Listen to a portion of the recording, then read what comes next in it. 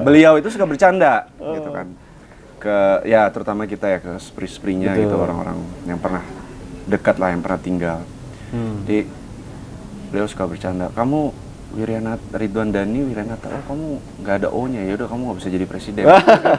Karena kalau jadi presiden tuh namanya harus ada O-nya.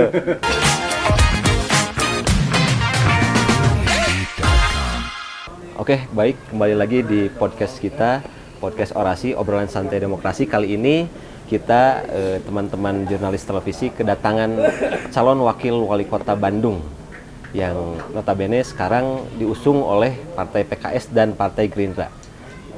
Saat ini beliau merupakan pemain baru di kota Bandung.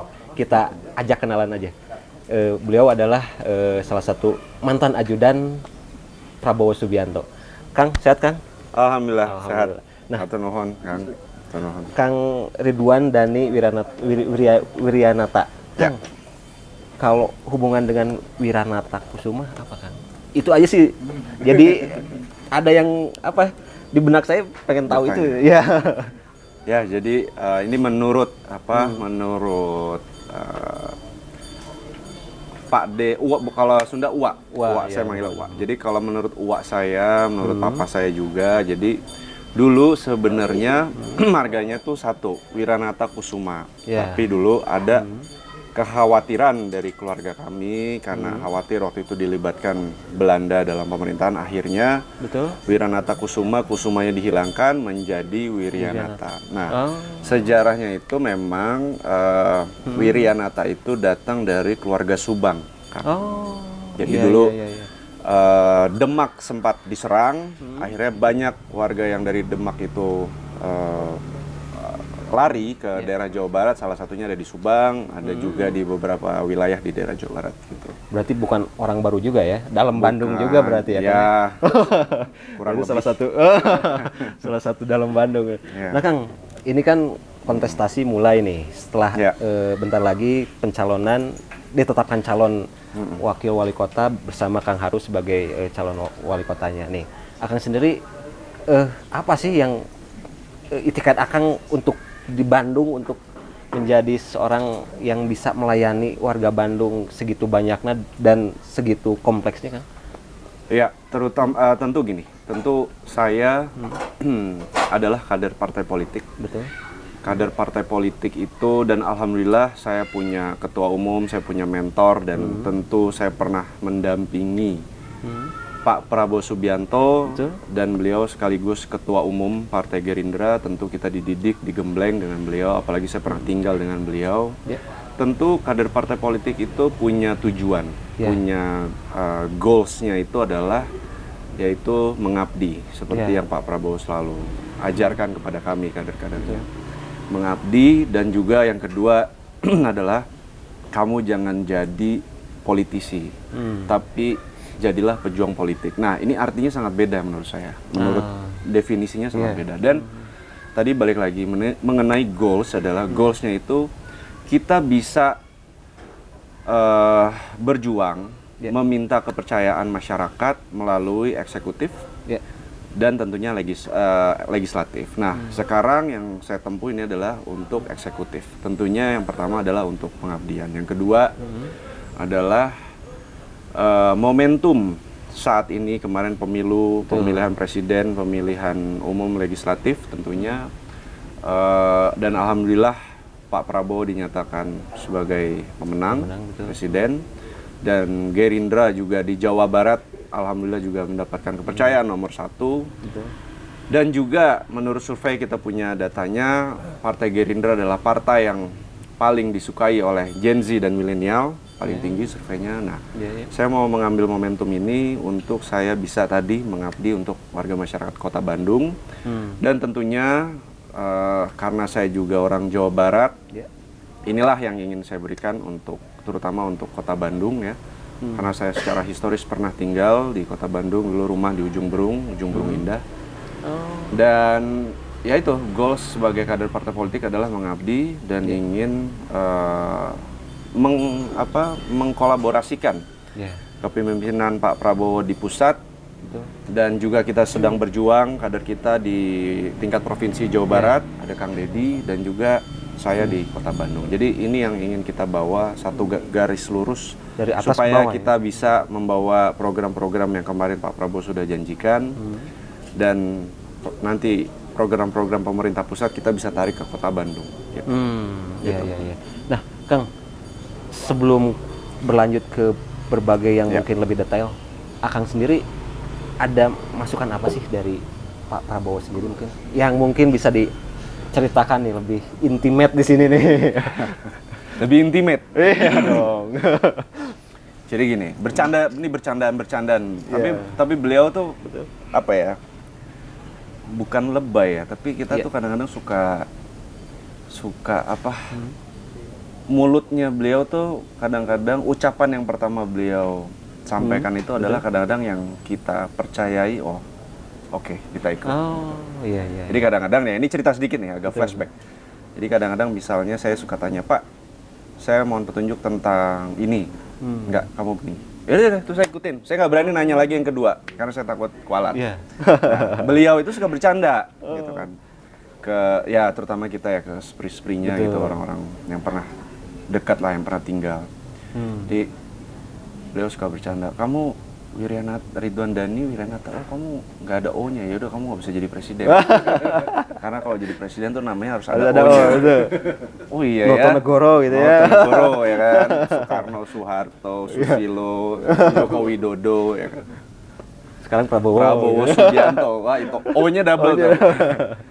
Itu bercandaan kita, jadi itu terus ya tapi kamu bisa lah, ya Gubernur Jawa Barat lah. Ya, ini kan namanya ini akannya kita nggak tahu nanti. Tapi ya itu intinya. Terus saya tuh jadi saya tuh merasa tak gitu. Ini mungkin yang harus saya jalankan. Clue-nya gitu ya. Ya itu clue-nya. Dan yang kedua tentunya adalah beliau selalu memberi pesan kepada kita kader-kadernya. Beliau selalu bilang, kalau kamu mau menjadi pemimpin rakyat, kamu harus turun ke rakyat. Nah ini yang juga saya jalankan. Saya turun ke masyarakat, menyapa masyarakat, istilahnya berdiskusi, menanyakan apa-apa saja permasalahannya, dan alhamdulillah ya sudah hampir 90-95% lah kita sudah hampir mengetahui apa-apa saja yang dihadapi masyarakat. Jadi sebenarnya clue dan pesannya itu aja. Kalau kamu mau turun menjadi pemimpin rakyat, kamu harus turun ke rakyat. Itu yang saya bawa pesan. Keren. Nah, Kang, ini kan Kota Bandung tuh pemilihnya kebanyakan Gen Z nih. Ada apa ya? Ada bagi-bagi tugas nggak sih dengan Kang Harus sendiri?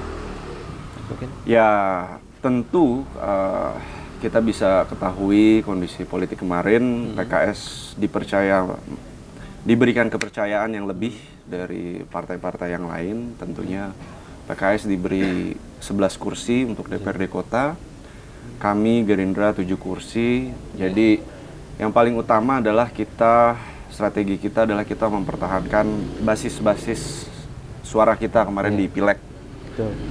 Yang kedua tentu tadi karena bicara Gen Z dan milenial, tentu karena saya mewakili sosok tersebut, tentu saya yang lebih menyapa mereka.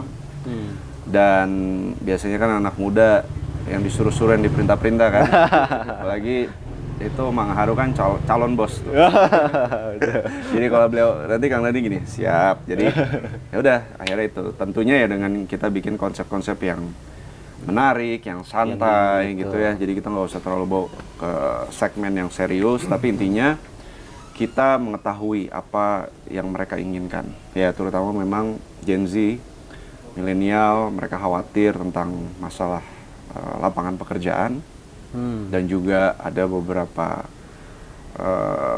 mengenai masalah pendidikan, dan tentu juga karena Bandung ini kita mau grab dengan kuat yang namanya kota kreatif, karena kota musik sudah diambil oleh Ambon, jadi kota kreatif ini yang mau kita kembangkan terus-menerus, dan kita ingin anak-anak mudanya berperan, dan kita juga nanti ingin dorong mereka yang ya mungkin kreatif kan banyak ya artinya. Jadi ada mungkin yang pelaku mungkin pelaku ekonomi kreatif dan seniman-seniman dan musik dan sebagainya. Banyak anak-anak muda Bandung nih menurut saya luar biasa ya. Betul. Dari hasil-hasil karyanya, hasil-hasil produksinya. Jadi ini yang mesti kita grab dan kita ajak, dan juga saya juga sudah sampaikan Mangharu kalau kita diberi kepercayaan masyarakat Kota Bandung, kita libatkan anak-anak muda untuk membantu di pemerintahan. Gitu. Jadi itu. Nah, kalau Mangharu mungkin lebih segmen tadi ya, kader PKS dan juga tentunya segmen-segmen yang lebih agamis, tokoh-tokoh agama, ustadz gitu. Jadi ya kita bagi perannya seperti itu. Gitu. Nah, udah belusukan kemana aja? Kukurusukan kemana wae? Kalau di Bandung kukurusukan. Ya udah lumayan banyak, Kang. Jadi kita sudah mendata sih satu persatu mana-mana aja yang udah kita kunjungi, dari mulai Bandung Timur, dari mulai ujung Cibiru kita udah masuk. Terus kita udah ke apa tuh yang tadinya tempat aset, memang aset ini sih ya, dinas kota, tapi kita udah masuk ke situ untuk mereka minta untuk bisa dijadikan daerah wisata gitu-gitu. Itu di Cibiru, Ujung Berung, ke Gede Bage juga, terus ke daerah Dago, terus ke daerah-daerah padat, ke mana kemarin ke pasar tuh kemarin. Terus juga ya pokoknya daerah-daerah padat. Tadi juga saya dari dari Regol ya. Dari ya pokoknya udah kita kunjungi lah. Tiap hari tuh? Ya tiap hari. Kan dari hasil belanja lah kalau enggak, belanja masalah tempat-tempat itu. Mungkin akhirnya kan dijadikan satu visi misi program lah. Kira-kira apa nih program unggulan nih dari HD ini. HD. Ya. Tentu tadi kita mengambil tema yang paling utama kita masukkan adalah Bandung Kota Kreatif, itu yang paling utama. Ya, sisanya agamis dan layanan umum. Dan yang terakhir saya cantumkan Bandung bersama Indonesia Maju atau dalam cita-cita Indonesia Emas 2045. Jadi ini yang ingin kita bawa tentunya, karena kita sekarang mengikuti perkembangan di pemerintah atau di nasional. Sekarang kita lagi istilahnya berusaha take off sebagai bangsa. Berusaha take off sebagai bangsa untuk kita bisa keluar yang namanya middle income trap atau pendapatan menengah. Jadi kita lagi berusaha untuk take off. Salah satu caranya bagaimana? Salah satu caranya adalah kita harus bisa mengembangkan potensi ekonomi kita. Kota Bandung, karena kita tidak punya sumber daya alam, mineral ya, jadi kita harus mengembangkan tadi yang namanya ekonomi kreatif, UMKM, karena disinilah yang tidak akan ada pernah matinya. Kalau resources itu pasti habis, hasil alam pasti habis, ya tambang segala macam. Tapi kalau yang namanya kreativitas manusia itu tidak akan habis. Jadi ini yang mau kita genjot habis, yang mau kita gencarkan dengan program-program, tentunya kita ya dengan pembinaan, tentunya dengan kita juga pasti support modal yang sudah kita siapkan, dan juga tentunya kita juga harus memikirkan bagaimana nanti hasil-hasil dari produksi masyarakat tadi, UMKM atau ekonomi kreatif, kita bisa bantu untuk bisa kembangkan ya, dalam arti kita harus juga pikirkan pasarnya gitu ya. Itu yang paling utama. Terus juga saya juga karena momentum saat ini Partai Gerindra punya presiden, saya ingin memanfaatkan momen ini untuk hal-hal yang baik untuk Kota Bandung. Salah satunya adalah kemarin tentunya Pak Prabowo dipercaya oleh masyarakat dengan pastinya dengan program-program, dengan janji-janji yang sudah beliau canangkan. Nah, untuk bisa mengaplikasikan program tersebut tentu perlu adanya kepala daerah yang memang memihak program-program tersebut. Linear ya? Harus linear. Dan inilah awal komunikasi saya dengan Mangharu. Pada intinya kita salah satu kesepakatan kita bersama berkoalisi tentunya ini. Mang, saya mau, kenapa saya sekarang mau maju, mau berjuang, karena saya ingin program pemerintah pusat bisa berjalan di Kota Bandung. Siap, Kang Dani, jawabannya Mangharu.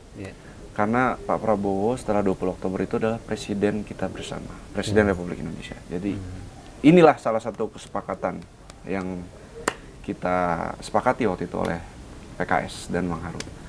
Dan tentunya saya percaya, Kang, tadi kita mau punya program apapun, kita mau punya program sebaik apapun, kita tidak akan bisa terlalu maksimal kalau hanya mengandalkan postur APBD. Betul, sepakat. Nah, inilah yang ingin saya tawarkan ke warga Kota Bandung, bahwa kita juga butuh dukungan dalam arti kolaborasi, yaitu dengan Provinsi Jawa Barat. Saya selalu katakan di depan masyarakat atau dimanapun, saya selalu katakan, kadang-kadang, mohon maaf, pemerintah Provinsi Jawa Barat ini kadang-kadang lupa berdirinya di mana. Kadang-kadang ada ego sektoral yang mengatakan, ini setelah saya cek, oh enggak, ini punyanya provinsi, ini punyanya kota. Jadi sementara provinsi ini berdiri di atas Kota Bandung gitu. Jadi saya bukan mau gontok-gontokan, tidak, tapi saya lebih mau menyadarkan, ini tuh kita gitu ya. Ibaratnya warga Provinsi Jawa Barat juga. Jadi mari kita kolaborasi. Itu yang pertama. Yang kedua tentunya tadi kita paling bisa mengandalkan postur APBD kita untuk menjalankan program-program itu mungkin hanya di sekitar 20-25%.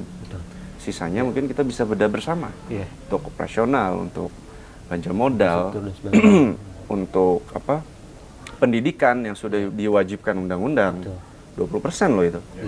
Nah, paling kita bisa punya keleluasan di situ untuk tadi menjalankan ya program-program. Dan kita lihat sekarang permasalahan di Kota Bandung yang paling utama, memang ada dua lembaga survei yang mengatakan. Ada lembaga survei A mengatakan permasalahan Kota Bandung paling utama adalah lapangan pekerjaan.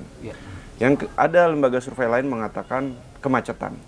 Ya udah, ini bentuk menurut saya data.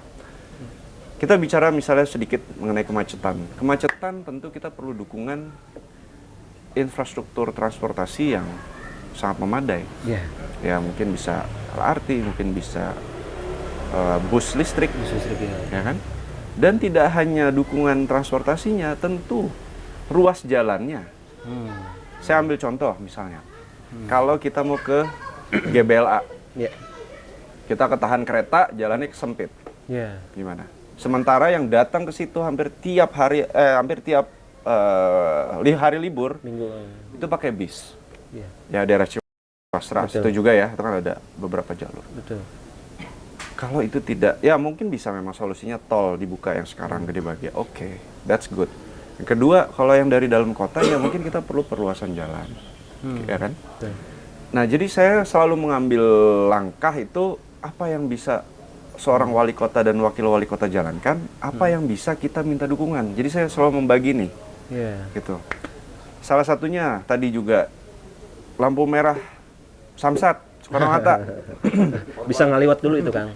Lampu merahnya 400 detik, lampu hijaunya cuma beberapa detik.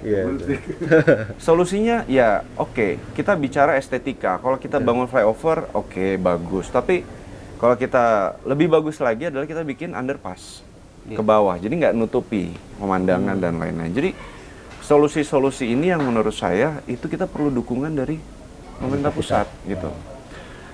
Sama juga halnya kita bicara pembangunan infrastruktur, tapi kita juga harus fokus terhadap masyarakat, terutama tentang kesejahteraan. Saya cek ke keliling tempat ya RT RW kelurahan, saya masuk gang lagi, ada gang lagi, ada gang lagi.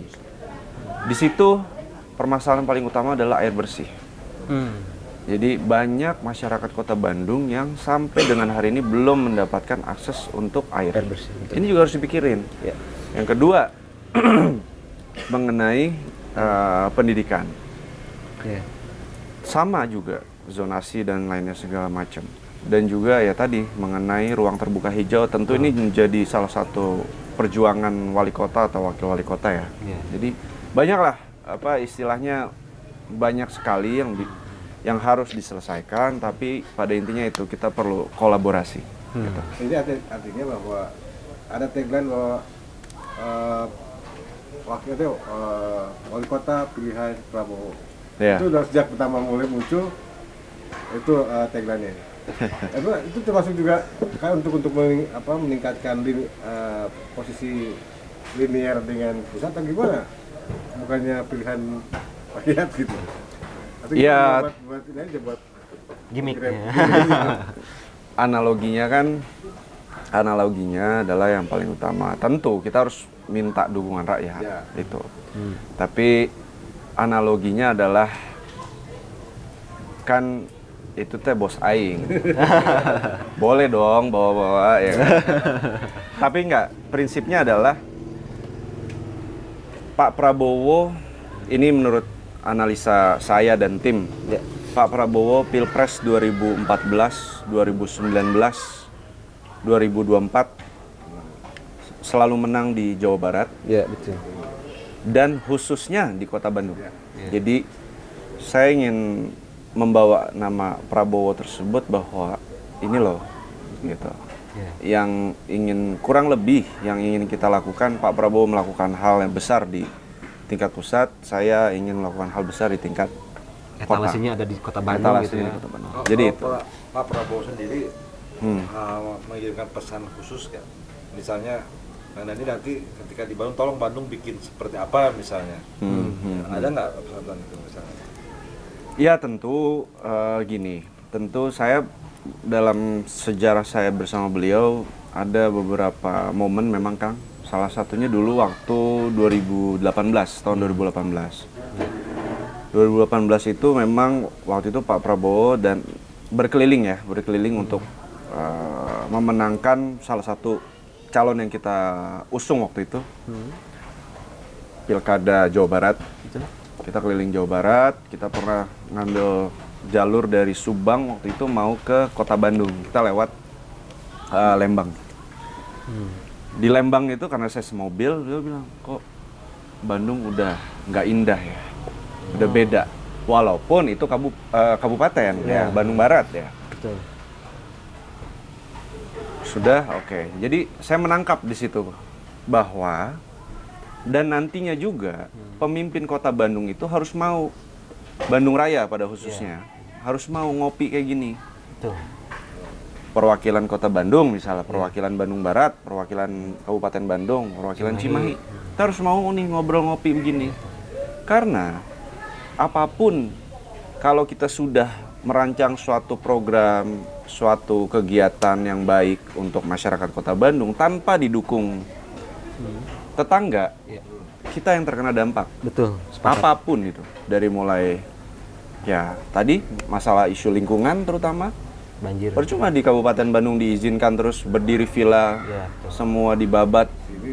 Kita yang kena masalah, ya kan? Begitupun kita sekarang mengenai sampah. Saat ini memang karena belum maksimal, ya kita buang ke Sarimukti. Sarimukti dibatasi. Kalau tadi kita dibatasi, sementara masih ada sisa berapa ratus ton di Kota Bandung ya, jadi masalah juga. Jadi oke, kita perlu duduk bareng, ngobrol, menyamakan bahwa nih kita, ayo loh sama-sama dong gitu. Jangan ini. Nah, tadi saya balik lagi cerita mengenai Pak Prabowo. Momen kedua, Pak Prabowo itu pernah waktu itu belum lama ini, mungkin sekitar 1,5 tahun yang lalu, beliau ke Bandung. Beliau waktu itu kita mau menyambut, karena beliau sebagai Menteri Pertahanan, beliau mau menyambut Perdana Menterinya Malaysia dan Menhannya Malaysia. Itu mereka mau belanja di Pindad, mau beli alutsista. Beliau Pak Prabowo lihat kok Bandung sekarang udah nggak kayak dulu, sampah di mana-mana, vandalisme di mana-mana. Ya pokoknya udah nggak indah lah di mata beliau. Akhirnya karena waktu itu beliau juga tidak mau merepotkan instrumen Kota Bandung, akhirnya kader Gerindra yang diperintahkan. Kader Gerindra, tolong saya mau sepanjang jalan ini cat, hilangkan tuh coret-coret.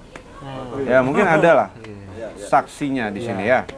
Ya akhirnya kader kita yang turun menggunakan anggaran pribadi, ya udah ngecat. Itu yang namanya anggota dewan mah nggak ada cerita, ngecat, nggak ada cerita waktu itu. Iya, jadi ya maksud saya itu adalah bentuk, istilahnya kalau orang pacaran tuh kode gitu. Nyindrek lah ya. Iya, itu kode beliau bahwa saya ingin Bandung seperti dulu lagi. Saya ingin Bandung dikembalikan kepada ciri khasnya. Jadi itu yang saya tangkap. Seperti juga RK waktu ada clue dari Pak Prabowo ketika dia di Jakarta, dia pokoknya bikin yang kumuh-kumuh lah gitu. Nah, itu kan diterjemahkan dan dibanyakin. Iya, terus Kang Emil bilang, ya nanti kalau kurang saya tambahin, kan gitu. Iya dong, ya Bandung juga harus kayak gitu. Kita perbaiki dulu dengan postur yang ada. Ntar kalau enggak, Pak bantu kan untuk masyarakat. Gitu. Jadi itu. Termasuk juga kan ketika ada yang kemarin muncul tuh lalu Hussein mau diaktifasi lagi nih. Nah, ini kan berkaitan dengan Jawa Barat yang punya Kertajati yang pengen juga diaktifasi lebih luas lagi. Iya. Gimana nih Kang? Ya. Apakah memang berkaitan dengan kalau Jawa Baratnya, Gubernur Jawa Barat sama lidernya gitu kan enak juga sih ngobrolnya. Ya, jadi gini, bicara mengenai Lanut Hussein. Lanut Hussein itu saya ingin perjuangkan supaya diaktifasi kembali karena yang paling utama adalah Kota Bandung, bandaranya Hussein, karena ya kita sebagai ibu kota dari provinsi terbesar, penduduknya hampir 50 juta sekian, ya kita setidaknya itu bisa menjustifikasi bahwa kita harus punya setidaknya satu bandara di Kota Bandung. Itu yang pertama. Yang kedua adalah dampak mengenai ekonomi. Dampak dari ekonomi menurut saya. Kita bisa ambil contoh misalnya di Pasar Baru. Banyak sekarang pedagang pasar baru yang mungkin bisa dibilang gulung tikar karena ya tadi turis-turis yang mungkin dari negara tetangga sudah agak berkurang karena mungkin aksesnya jauh. Dan setelah saya analisa juga yang ketiga, banyak warga Kota Bandung yang mengeluhkan karena kalau harus dari Kertajati itu biaya pesawatnya atau tiket pesawatnya lebih mahal. Ya. Mungkin dulu dari Bandung misalnya ya ke Bali cuma berapa, tapi sekarang dari Kertajati ke Bali itu berapa. Ya saya tentunya saya bukan tidak mendukung keinginan pemerintah baik itu pusat atau Jawa Barat yang ingin ekspansi, tentu bukan itu. Tapi pada intinya adalah kita sebagai ibu kota kita punya justifikasi kuat. Ya apalagi itu ya dampak ekonomi. Dan sementara yang tadi saya sudah singgung di awal bahwa ya Kota Bandung tidak punya sumber daya alam, ya bisa hidupnya, bisa tumbuh ekonominya dari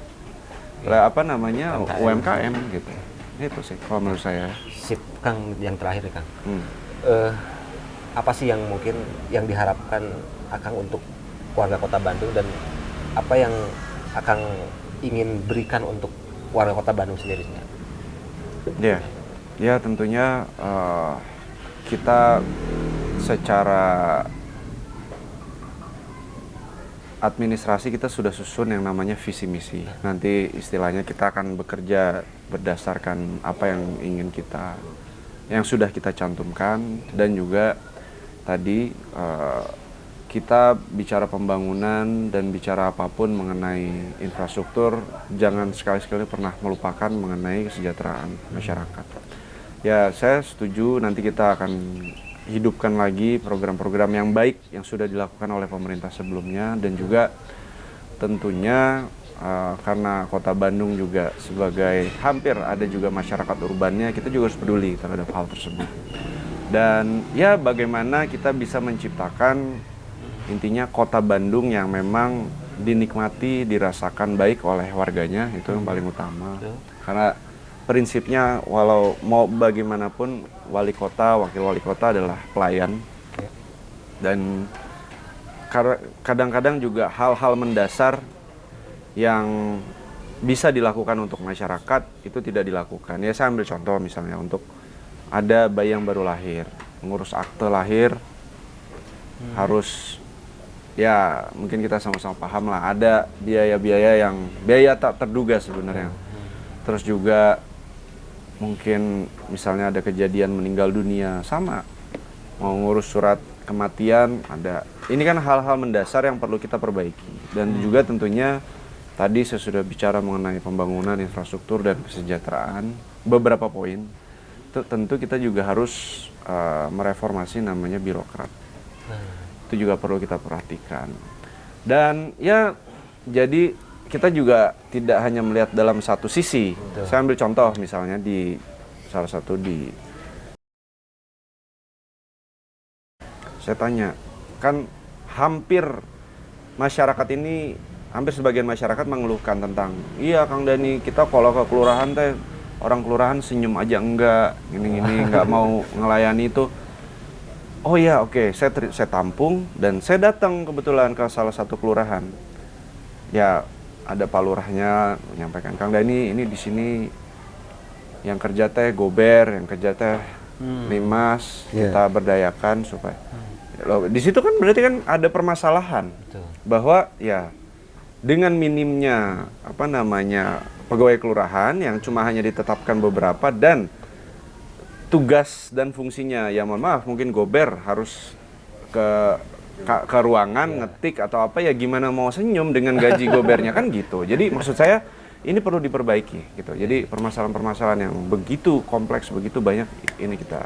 Tapi intinya itu, saya ingin masyarakat Kota Bandung setidaknya bisa menikmati nyaman dan juga bisa semakin mencintai kotanya. Gitu. Oke. Gitu. Kang Dani, terima kasih. Kami sama. Udah sharing dengan kita di obrolan santai demokrasi. Siap. Nanti berharap mungkin Kang Dani dipilih oleh warga. Amin. Dan mendapuk sebagai wakil wali kota Bandung. Amin. Dan jangan sekali-kali lagi, cuma sekali aja. Ya. Kunjung ke sini gitu. Ya. Baik, insyaallah. Siap. Baik, terima kasih.